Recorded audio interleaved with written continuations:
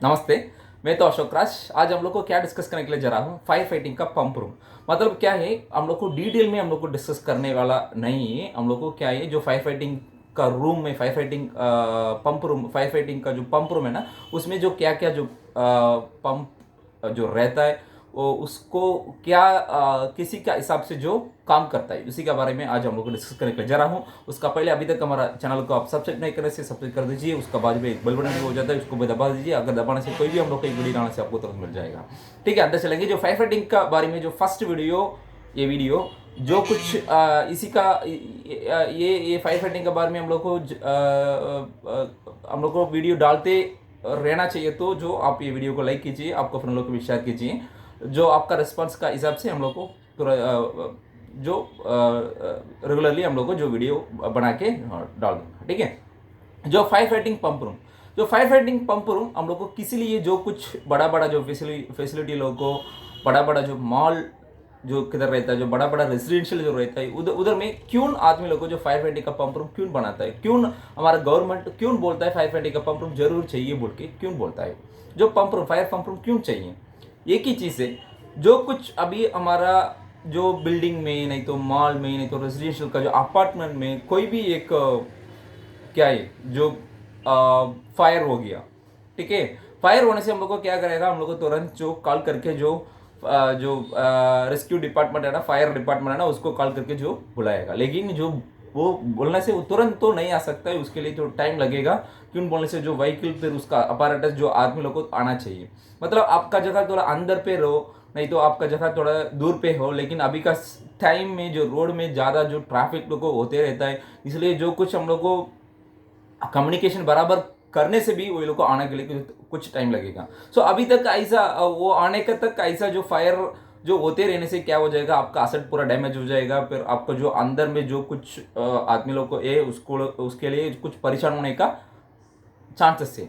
इसलिए जो fire and rescue department जो आने के लिए कुछ टाइम लगेगा ना, उसी का अंदर हम लोग को जो कुछ प्रोएक्टिव नॉट प्रोएक्टिव मेजर, हम लोग को तुरंत उसको जो फायर को हम लोग को क्या है अरेस्ट करना है, कुछ अरेस्ट करने के लिए कोशिश करना है। इसके लिए हम लोग को फायर पंप रूम हम लोग को जो गवर्नमेंट लोग को क्यों बोलता है फायर पंप रूम जरूर चाहिए बोल के बोल देता है।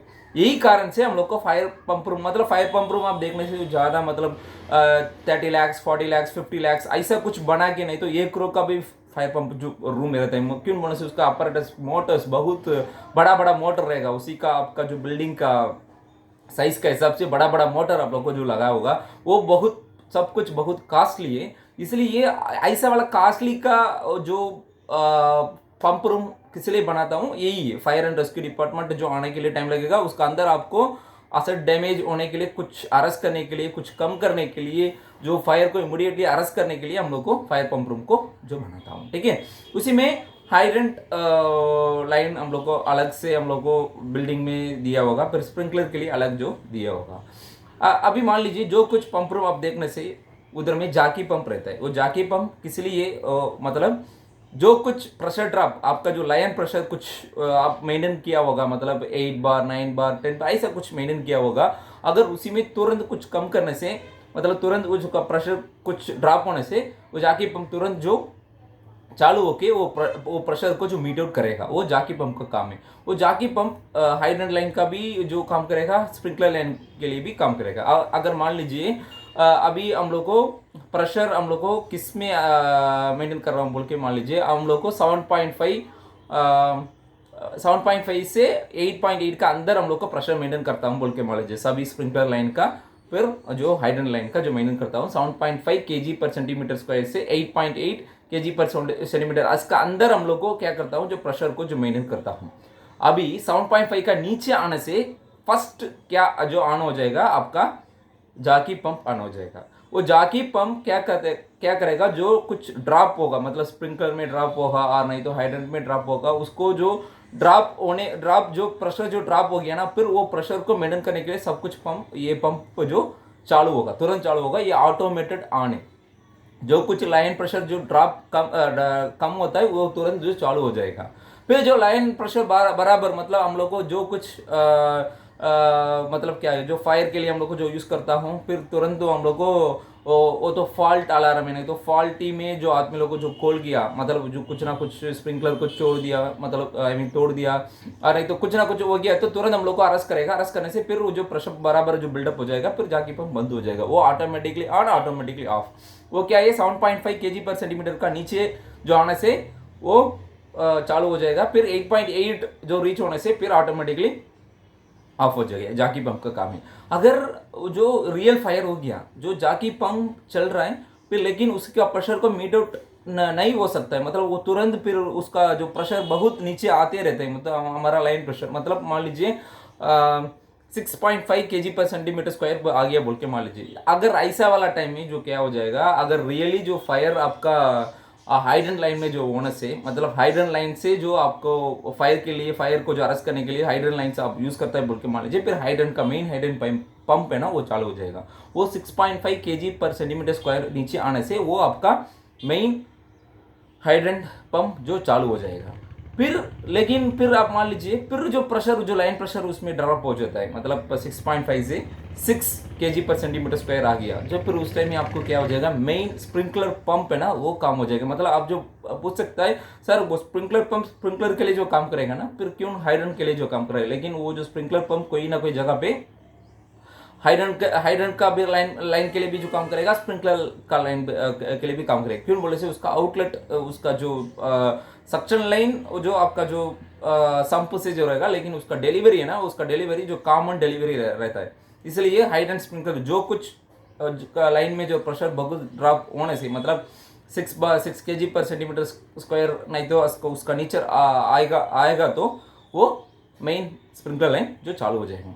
फिर भी आपको मान लीजिए फिर भी आपका लाइन प्रेशर फिर भी डाउन हो रहा है, किस लिए जो प्रेशर डाउन होते रहता है, मतलब हम लोग को ज़्यादा यूज़ करते रहने से क्या है, जो प्रेशर डाउन होते रहेगा, फिर वो प्रेशर को मीटर करने के लिए पहले जाके पंप चालू हो जाएगा, फिर मेन हाइड्रेंट पंप चालू हो जाएगा, फिर मेन स्प्रिंकलर पंप चालू हो जाएगा, फिर लास्ट क्या है जो डीजल इंजन पंप चालू हो जाएगा। बस इतना ही, वो 4 पंप है जो फायर पंप, कोई भी आप फायर रूम में आप देखने से, फायर फाइटिंग का जो पंप रूम में आप देखने से 4 रहेगा। एक ही क्या है जाकी पंप, दूसरा क्या है मेन हाइड्रेंट पंप, तीसरा क्या है मेन स्प्रिंकलर पंप, फिर डीजल इंजन पंप है। अगर आपका जो इलेक्ट्रिकल पावर सब कुछ बंद हो गया, फिर उसी टाइम में आपको फायर लग गया, मतलब फायर जो हो गया आपका जो बिल्डिंग का अंदर पे, फिर उसी टाइम में आपका रिडंडेंसी क्या है, जो आपका डीजल इंजन पंप है। क्यों बोलने से आपका जो कुछ